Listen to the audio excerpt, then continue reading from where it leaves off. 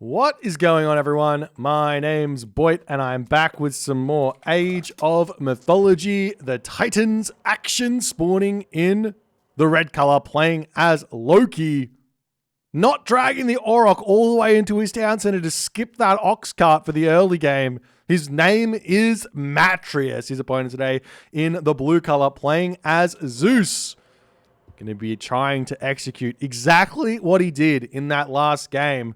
His name is Skady. We see what is commonly known in the Super Smash Brothers world as the salty run back. Salty run back. I love it. I love it. Why not?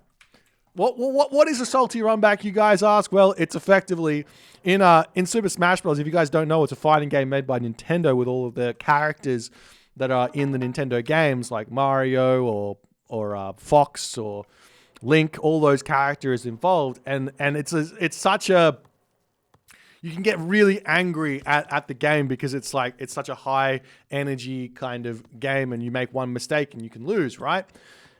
And so you can get super mad, and you want to just have that immediate rematch, exactly the same matchup, exactly the same person straight away. And if that happens, we call that a salty run back. Anyways, we'll see how these guys are going to go. The map is competitive, mega random, with a decent amount of hunt over on this position here. One of the big things about mega random is that you just don't know what sort of a map you're going to get. So you've got to be prepared for everything. You've got to scout really, really well in the early game. You don't know what you're looking for. You don't know if you're looking for one huge pack of hunt like this or a whole bunch of little hunt spots all around the map. You don't know, so you have to kind of adapt straight away to whatever the map is going to give you. As we do see a couple of deers over here, only a handful of villagers making their way over here for Skady, which I absolutely love. That decision from Skady to just send a handful of villagers. I don't love the decision to not shift-click the villagers onto a deer and allow them to do what they want to do there. And unfortunately, both those deers die, and one deer dies in a very sad position here. So for those of you who are wondering what I mean by shift-click, if you click the granary down, hold shift, or click the granary down, or have the villagers, G, click the granary down, and then hold shift and right-click onto the deer that you want to want the villagers to attack. All those villagers, as soon as the granary finishes building, will be moving on to the same animal, as opposed to whichever one that they feel like, which means you don't find yourself having a awkward early game for whatever reason. But both players here having a very, very nice amount of hunt. It does look like there's a stray walrus or two over here on this corner as well, which is absolutely huge for Matreiuss. He's not going to have to leave this location very early at all. Now, Matreiuss was talking a little bit about figuring out a different build order here in this game, and we are indeed seeing that in this game. Look at this. He's going onto the food here with those villagers. He gets himself just enough wood, and then he pulls the villagers off onto the berries, and he goes for, what is this? He's gone for 2 dwarves, 2 gatherers. So he's not going for the 4 dwarves here, just 2 dwarves. How many villagers over here? 7. So he goes for a standard advance time. This is standard. It is effectively, what would it be? 11 and 4. I can't do that math. 15. It literally says here 15. 15 villager advance time with Norse is standard, but going for 2 gatherers extra means he advances 4 seconds faster, but he does have a slower amount of gold income, but he has spent less gold. Whether or not this build order is actually good or not, we'll have to wait and see. The interesting thing is going to be, what do those gatherers do, and what sort of units are coming out here for Matreiuss as he's going to be advancing. He gets the Hearser out. I would assume that these villagers here at some point could make their way over onto the wood line, as Matreiuss is showing off that part of this build order is a idle town center, which seems to be a very important part of this build order as well. And now he starts. There we go. Fantastic. And then we see the military academies coming up for Skady. He's not going for the crazy rush here, which is Very different to what he did in the last game. Moving forward and putting forward buildings down is something that was a part of the game plan, it seemed, for Skady in the past game on Oasis, but deciding to play a little bit further back here and playing a little bit more defensive with the walls. We'll see how things are going to go and what Matreiuss is going to be able to come up with here. As the walls popping up over there, Herser coming out of both of these buildings quite nicely. Gatherer, Villager getting built at this moment as well onto the gold mine, as Matreiuss doesn't really care that he's putting Gatherers onto the gold. I did the math on this a while ago, and it turns out that for every... The math kind of works out for every 8 gatherers you put onto a gold mine, you can put 7 dwarves onto that same gold mine. And the difference in income between the 8 gatherers and the 7 dwarves was, I believe, something like 30 gold a minute, which is not a trivial amount by any stretch, but you obviously save all of the resources you have. I mean, think about it.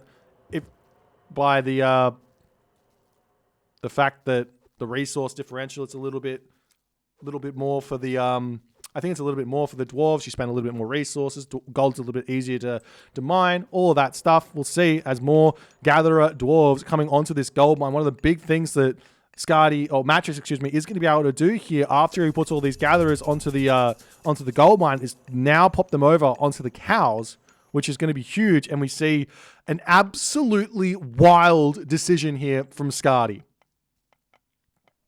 Not a fast second town center, a delayed second town center. He's only gone for 1 military academy here in this map. Skady, there is a world in which this works.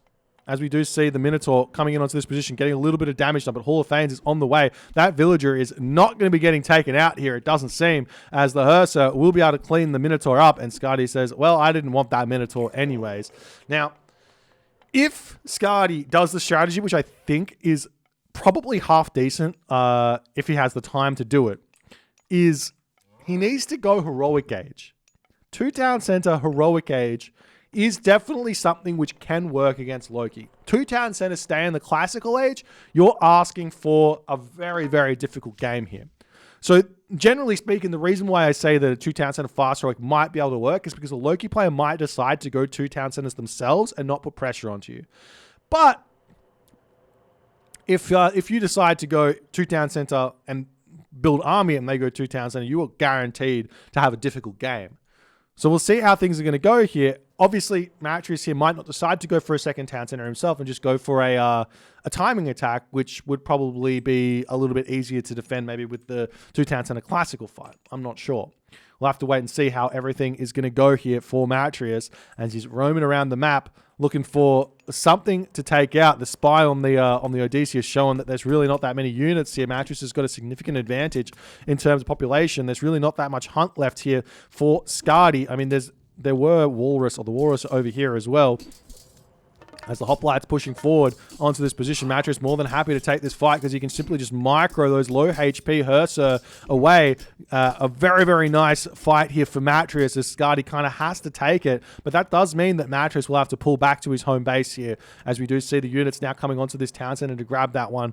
Now, if Skady cuts military completely here and goes for a heroic age, he can start making a pacifist, which are going to be able to completely counter all of those Herser which Matreiuss is making. And you start getting into a very, very strategic game here.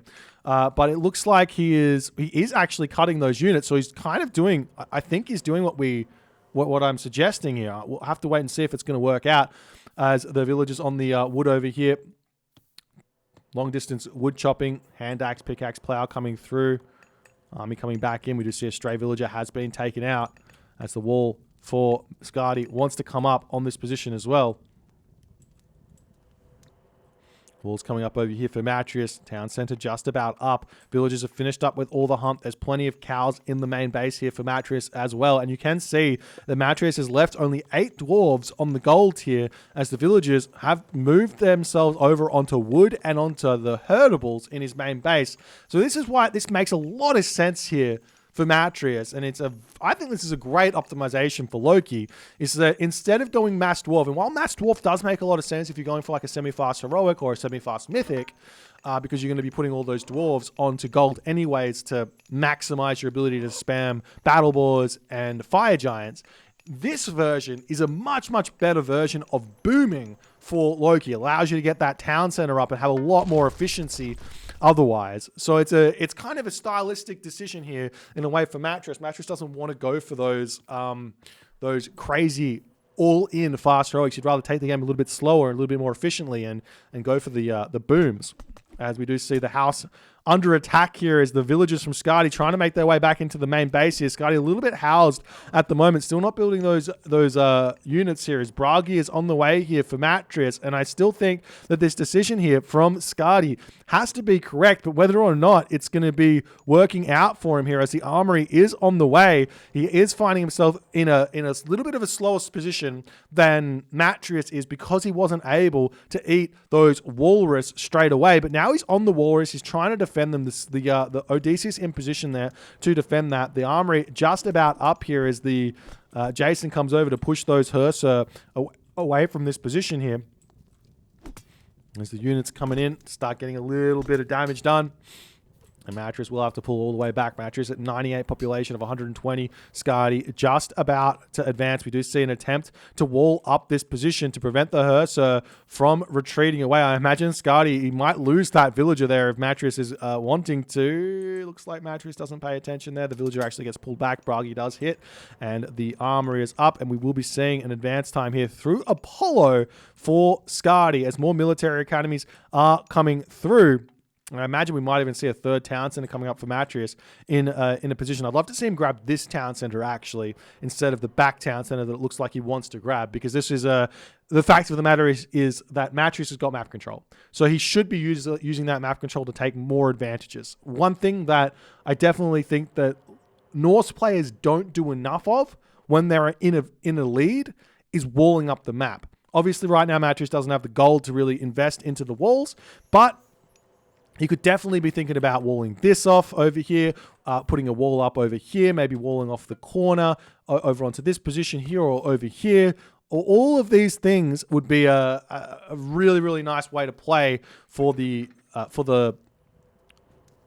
Loki play, for the Norse players out there who are making infantry units and they've got the map control and they're like, I'm putting so much effort into building units and I got map control and I'm losing, and you're not converting on your map control is kind of what I'm saying. It's a beautiful raid comes in there. Is for some reason Skady, decides to build the wall behind the walrus. If he built that in front of the walrus, he would have lost no villagers there.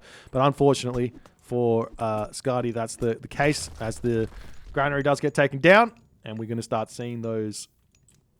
Wait, is Skady just going for a fast mythic here? This might be too crazy. He's making his Hypaspis. Okay, so Hypaspis coming out now. The fast mythic, it does make some sense. The idea being that you can lightning storm the flaming weapons of the Loki, but the fact of the matter is that Hypaspis, if you have enough of them, they actually counter the flaming weapons if the Loki player is full Hursa, because if you take a look at the difference in damage dealt, Hypaspis dealing 5.5 damage times 275%, or plus 275%, I should say, does end up being more damage than the Loki can actually deal. As we see the Underworld Passage coming in here, trying to take out this town center, as this is a really nice attack here from Skady. He's going to be able to defend on this position. He's going to be able to attack on that forward position. He's going to be able to run away from the flaming weapons here if he so chooses, as the Hursa have to retreat away. Skady's still struggling to get up to a population here. I would love to see a market down and be buying gold here as well. Not buying gold, buying food here as well to buy himself things like heavy hoplites or heavy infantry, I should say, more infantry, getting himself some upgrades here. It's just a lot of gold in the bank that he's not really able to spend at this point. As the Hursa moving around, looking to grab this middle town center as well, it seems, as Matreiuss, yeah, he's not going to. Maybe a hill fort here wouldn't go astray. Do we see a market up anywhere? One of the very, very difficult things for Zeus to actually deal with in this game right now that Skady is going to have to figure out is how does he deal with, one, the Nidhogg, and 2, the Fire Giant spam that is coming for him. So the answer for the Nidhogg here, for those of you playing at home on the Greek side of this matchup, is you've got to put a fortress down on your gold mine. You have to. There's no other option. Fortress on your gold mine. That protects your gold mine, allows you to continue in the game. Odysseus obviously sits back there and tries to take the Nidhogg out. The next problem is the Fire Giant. How do you deal with the Fire Giant? Obviously, Bellerophon is your best option, but even then, Bellerophon can be a little bit of a difficult one to push in and take that Fire Giant out. So you need to be playing it really, really well from the side of the Greek to take out that Mythic Age of the... and I see exactly that coming here from Skady, going through Hera here, ladies and gentlemen. Beautiful play as the Flaming Weapons hasn't come through. Both players can hold onto their Lightning Storm and their Flaming Weapons and say, we're not using these for the rest of the game, basically, because if you use one, the other one is going to come through and deal a ton of damage to you. But also going through Hera here for Skady means he's going to have access to the Medusa, which do play an incredibly important role in taking out those Fire Giants. But you do have to be careful as well of the Fire Giants because, well, they can... well, not the Fire Giant. You have to be careful of her, so they can take out those Medusa really, really easily. So it's a very, very difficult micro game about to be coming up in this late game as the Nidhogg gets chucked down onto this location. Skady will have to retreat back. We still haven't seen that fortress up. The gold mines in the middle of the map are currently getting mined for both players here. There's no gold mines left here, so all of the pressure is going to be needed to be done in the middle of the map here. And I would love to see an effort from Skady to be placing that fortress up on this position as the Valkyrie checking out those gold mines, making sure nothing's going on there. The underworld passage is going to be getting taken down as this town center here looks like it wants to be claimed by Skady. Hera coming through, shaft mine, irrigation as well for Skady. Skady has gotten everything he wants here in this game. He's gotten to a position that he's probably going to be able to survive here if he plays it well. But the game is very much in the balance here. Matreiuss has also got, arguably Matreiuss here has got the strongest late game. I was going to say the strongest late game Norse that I've seen thus far, maybe with the exception of Yoshi. So he's definitely got the potential to be able to beat a Zeus player in this late game. But for some reason here, Skady decides to drop that Lightning Storm down. And he's now going to have to deal with a Flaming Weapons. And he's got he's obviously got Restoration, but he's got no good answer for the Flaming Weapons coming from. I don't understand that Lightning Storm in the slightest here. Is the army going to be retreating back for the time being? Still no fortresses placed up. And Matreiuss here, he's kind of allowing Skady to get away with murder to some degree here, as we do see a military academy coming up on that position there for Skady as the unit's starting to put pressure on that. Nidhogg is going to do so much damage here as Skady not paying attention to his army. Look at the damage there. The splash damage is gigantic. The Fire Giants come through and get huge amounts of damage there as well. Skady's still trying to put pressure over here as the Hertz are going to swing around and try and take out the Medusa there. What is Skady doing with that army movement here? As this is really an army positional game here. You have to position your army basically perfectly, except you're going to be losing tons of units in this fight because the Nidhogg is so obscenely strong against Zeus here. We are starting to see those Myrmidon coming out. Personally, just stay with the Myrmidons are really expensive. Just stay with the Hypaspis here. They have a little bit more HP, so they have a little bit more survivability against the Nidhogg, I guess. But we will be seeing that Medusa getting chased down as the army going to be pulling back. Skady, 74 villagers. Matreiuss, 56 villagers at this point, plus has some ox caravans started here as well as the town center is still trying to get up. Still no fortress on any of these gold mines as that Nidhogg, I mean, it's doing so much damage at the moment. It is giving him a huge amount of value here as the Bellerophon comes in. You got to be super careful with this Bellerophon. Bellerophon's a dangerous unit because if it has its own mind, it can jump in and sure, it can maybe pick off a Fire Giant, but the army of You see a Fire Giant getting sniped off. The army of Matreiuss here can just pull off and take out the Bellerophon, but he's not doing it at this point as the Medusa here retreating away has managed to pick off one Fire Giant at the moment here. Skady not protecting his Bellerophon. That's so many resources going down the drain there for no cost basically there from Skady as Flaming Weapons gets clicked, and now Skady is probably going to have to retreat back here as the Medusa is still retreating away from the Ursa here. Might still go down as one more shot comes in and doesn't get taken out. The Medusa stays alive, ready to try and take out another Nidhogg, not a Nidhogg, but a Fire Giant here in this game. As now the Nidhogg spots the villagers here. Skady, he's still not prepared to defend this. He's got himself the Odysseus, but no fortress means he has to retreat away from this position. He's still got that gold mine on the back here with 1,000 gold left in it. Both players going to be kind of hard pressed for gold in this game as well, because the gold mines, they're all in the middle of the map. So whoever wins these fights moving forward here with no defenses, it's going to be a tough time as that Nidhogg gets pushed back here. Still almost 1,000 HP remaining, slowly going down by that Odysseus over the course of this game. Those Toxotes also chipping away to help here. Where's the Medusa gone? It looks like the Medusa coming back in, looking to snipe down an unsuspecting Fire Giant here. Does have that 4.3 speed, so it can catch up to a Fire Giant very, very easily. Unfortunately there, the Medusa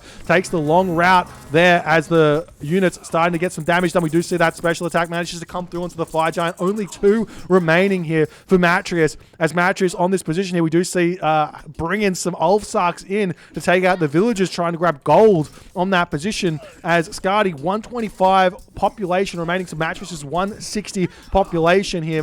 Skady does have the villager, no, he doesn't actually have the villager lead as the Ox Caravan are through. So not only is Matreiuss in front on the army count, he's also in front on the villager count, as it looks like Skady's army just cannot maintain itself against the Matreiuss army in this game, as the Nidhogg still 578 HP remaining, still doing a lot of damage here. Goldmine just about out on this position. We do have a slight trade route started here for Skady. If he can get that trade route going, he's going to be in a good position as the Bellerophon comes in, gets a little bit of damage done. One way you can play this with the Bellerophon is you do the jump, you run away. You do the jump, you run away. It does take, what, 20 seconds?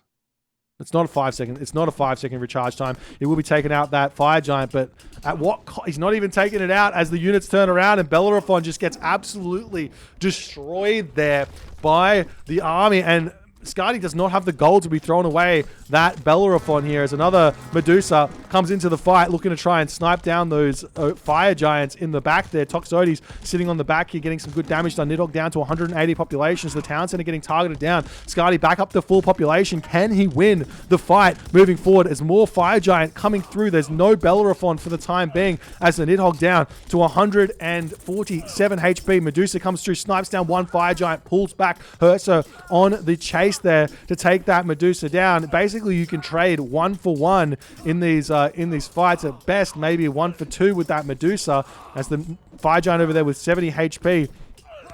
He's getting taken down by the Odysseus, as the Nidhogg now going to be searching in here to take down the trade route of Skady, as Skady's still trying to grab the gold on this position over here, hitting the trade as well as hitting the dwarves on that top position as well. But the town center is still under threat here. Fortified town centers is all that is in right now for Skady, as the Medusa coming back in, going to attempt to snipe another Fire Giant down. Skady clicks, looks away, and he picks off the Fire Giant. As that Medusa gets even more damage done. Nice play from Skady as Matreiuss still breaking through onto this position. As, oh, no, he misclicked. He misclicked the Medusa. The Fire Giant's still alive. As another Medusa gets sniped down on the back. Nice play from Matreiuss. The town center looks like it will be falling here, as Skady's grip on the map is starting to lessen here, and Matreiuss is in a commanding position. He's got himself the champion upgrades. He's got himself the champion Huskarl coming through. And in the end here, Skady cannot hold on against the power of the Norse Mythic Age of Hell, pumping those Fire Giants out. Does he have Rampage? He's got Granite Blood here as well, which is 800 HP for those Fire Giants. It's just so hard for Greek to get a grip on the map with those fire giants coming down and the Nidhogg flying over ahead. I do think that the big mistake here, and it probably would have been enough here for Skady to hold on, would have been a single fortress on this location, would have been absolutely huge. He would have been able to push that Nidhogg away from the fight, and he would have been able to pick off a lot more units having a fortress here than otherwise. He would have been on this gold mine, getting more income, being able to build more Bellerophons, more Medusa to take out those fire giants, and being in a better position. The other option here, in all honesty, hold on to that lightning storm or go for a Hephaestus here and just accept that flaming weapons is going to be really strong. Another option, because if he goes for Hephaestus, not only does he get the plenty vault, which helps him with the income to help him stay afloat in this game, but also it helps with the Forge of Olympus tech so that he can actually get some armory upgrades. And even though he's spending more resources trying to fight the Norse army, because the Norse army is so strong with the fire giants, he's able to get those armory upgrades anyways because they're so cheap. But doesn't quite make it in this game. Matreiuss finds the victory here solidly. If you guys enjoyed this game, please consider hitting the follow on the Twitch. If you're on the YouTubes, hit that subscribe button. Congratulations to Matreiuss for winning the series. I'm sure we're going to be seeing more of these guys in the playoffs, and we'll see you guys in the next game.